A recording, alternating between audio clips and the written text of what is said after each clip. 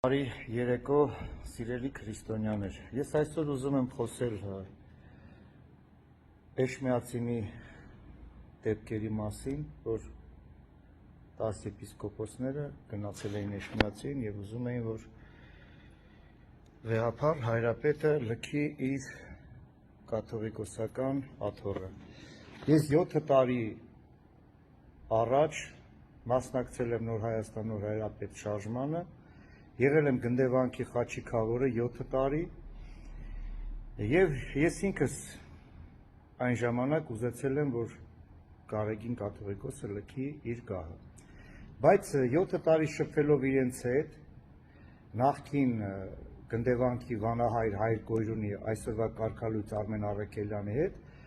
ես հասկացա, որ ինքս կի Գարեգին վեհափառի ոտի եղունգը չարժի և շատ անբարոյական,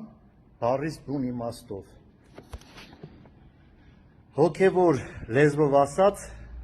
նա պոռնիկ է և ես դա կարող եմ ապացուցել, երբ ցանկանա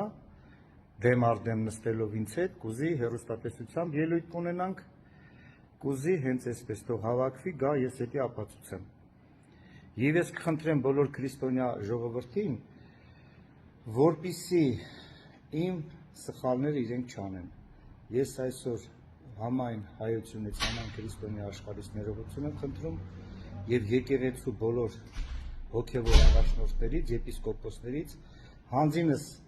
Գարեգին կաթողիկոսից ես այսօր ներողություն եմ խնդրում, որ 7 տարի առաջ մասնակցել եմ այդ պոռնիկների հետ իր դեմ ցույցին։